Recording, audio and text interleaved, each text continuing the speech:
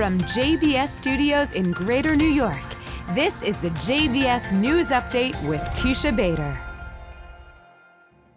I'm Teisha Bader with the JBS News Update for Tuesday, March the 13th, 2018. Palestinian Authority Prime Minister Rami Hamdallah was targeted today while visiting Gaza in what is being called an assassination attempt. An explosive device was detonated near the convoy Hamdallah was traveling in this morning. He and a delegation of Palestinian Authority officials had come to Gaza to participate in the inauguration of a wastewater treatment plant. 7 Palestinian security guards were reportedly lightly injured in the attack, and Israel was said to have provided some medical assistance on the Israeli side of the Erez border crossing. Hamdallah was unharmed. The vehicles in the convoy sustained serious damage. The Prime Minister appeared on television after the incident and said it will not deter from seeking to end the bitter split. He said, "We will still come to Gaza," referring there to the reconciliation efforts between Fatah, which make up the Palestinian Authority, and terror group Hamas, which currently still rules Gaza. The Office of Palestinian Authority President Mahmoud Abbas said he holds Hamas responsible for the, quote, cowardly attack, though Hamas denied responsibility and condemned the attack, saying it was carried out by groups trying to undermine reconciliation with Fatah. A conference, meanwhile, is said to be taking place today at the White House, aimed at solving the humanitarian crisis in Gaza.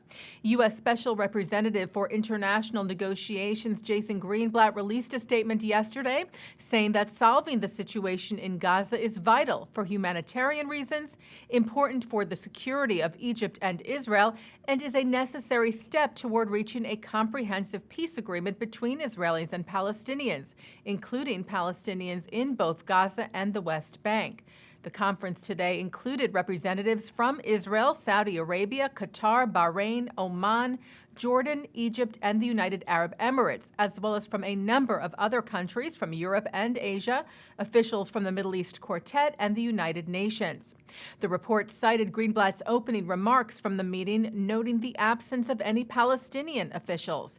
He said, "We regret that the Palestinian Authority is not here with us today." Greenblatt said, "This is not about politics. This is about the health, safety, and happiness of the people of Gaza and of all Palestinians, Israelis, and Egyptians." Greenblatt added that everything we do must be done in a way that ensures we do not put the security of Israelis and Egyptians at risk, and that we do not inadvertently empower Hamas, which bears responsibility for Gaza's suffering. Well, the man known as the bookkeeper of Auschwitz died yesterday before being able to serve any jail time for his crimes. Back in July of 2015, Oscar Groening was sentenced to 4 years as an accessory to the murders of 300,000 Hungarian Jews at the Auschwitz death camp during the Holocaust. Since then, Groening filed a number of appeals based on his age and frail health, all of which were rejected. Earlier this month, he asked for a pardon. He died yesterday at the age of 96 with no time served behind bars. Nazi hunter and director of the Israel office of the Simon Wiesenthal Center, Ephraim Zuroff, released a statement yesterday calling Groening's death very unfortunate. Zuroff noted 2 other Nazi war criminals, John Demjanjuk and Reinhold Hanning, who also died while awaiting decisions on their appeals, and said, as fate would have it, Groening too has now escaped justice, casting a shadow of sorts on the judicial processes.